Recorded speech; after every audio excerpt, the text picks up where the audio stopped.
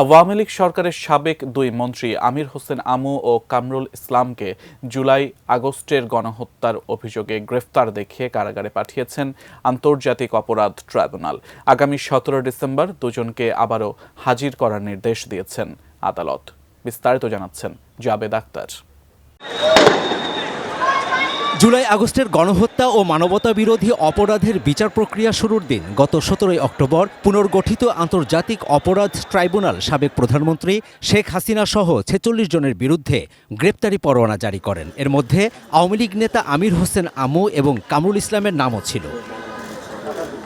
6 November রাজধানীর ধানমন্ডি থেকে আমু ও 18 November Uttara থেকে গ্রেপ্তার হন কামরুল। দুজনই হত্যা মামলার আসামি হয়ে কারাগারে আছেন।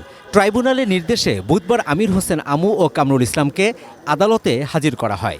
আন্তর্জাতিক অপরাধ ট্রাইব্যুনাল গঠন প্রক্রিয়ায় যুক্ত ছিলেন তখনকার আইন প্রতিমন্ত্রী কামরুল ইসলাম। প্রসিকিউশনের পক্ষ থেকে জুলাই-আগস্টের গণহত্যার ঘটনায় আওয়ামী লীগের এই দুই সভাপতি মণ্ডলীর সদস্যের ভূমিকা আদালতে তুলে ধরা হয়।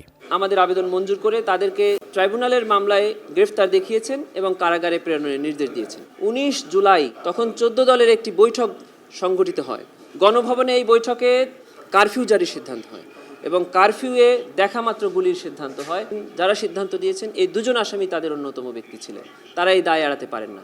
জনাব অ্যাডভোকেট কামরুল ইসলাম এমপি ছিলেন ঢাকা নিউ মার্কেট এলাকায়। আপনারা জানেন তার এলাকাতে কি নৃশংসভাবে হত্যা হয়েছে। কোয়ালিটি সম্পন্ন আন্তর্জাতিক মানের still bar CSRM committed for better still. এদিকে ছাত্র জনতার আন্দোলনে পুলিশ কর্মকর্তার ছেলে ইমাম হাসান তাইমকে হত্যার মামলায় যাত্রাবাড়ী থানার সাবেক ওসি আবুল হাসানকেও বুধবার ট্রাইব্যুনাল গ্রেপ্তার দেখিয়ে কারাগারে পাঠিয়েছেন। গুলি করে হত্যা করা হয় এবং খুব কাছ থেকে গুলি করা হয়। পরবর্তীতে এই ইমাম হোসেন তাইমকে নিয়ে থানায় নেওয়া হয়। থানায় নিয়ে তাইমের চেহারা বিকৃত করে দেওয়া হয়। আজকের আসামি আবুল হাসান ওসি থেকে এই কার্যক্রম নেতৃত্ব দিয়েছেন। জুলাই-আগস্টের গণহত্যার ঘটনায় শেখ হাসিনা সহ এখন পর্যন্ত 70 জনের বিরুদ্ধে গ্রেপ্তারি পরোয়ানা জারি হয়েছে। এর মধ্যে সাবেক প্রধানমন্ত্রী শেখ হাসিনার 2 জন উপদেষ্টা, সাবেক 11 জন মন্ত্রী, 10 জন পুলিশ কর্মকর্তা, 1 বিচারপতি ও 1 সচিব সহ 25 জনকে গ্রেপ্তার দেখিয়ে কারাগারে পাঠিয়েছেন আন্তর্জাতিক অপরাধ ট্রাইব্যুনাল। 2009 সালে অ্যাডভোকেট কামরুল ইসলাম ছিলেন আইন প্রতিমন্ত্রী। এই যে ট্রাইব্যুনাল, সেই ট্রাইব্যুনালটা তার হাতেই গঠিত হয়েছিল 71-এর মানবতা বিরোধী অপরাধের আসামিদের বিচারের জন্য। আজ জুলাই-আগস্টের গণহত্যায় যে মানবতা বিরোধী অপরাধ ঘটেছে সেই বিচারের জন্য এই ট্রাইব্যুনালে হাজির হতে হলো অ্যাডভোকেট কামরুল ইসলামকে। জাবেদ আখতার, আন্তর্জাতিক অপরাধ ট্রাইব্যুনাল, এটিএন নিউজ, ঢাকা।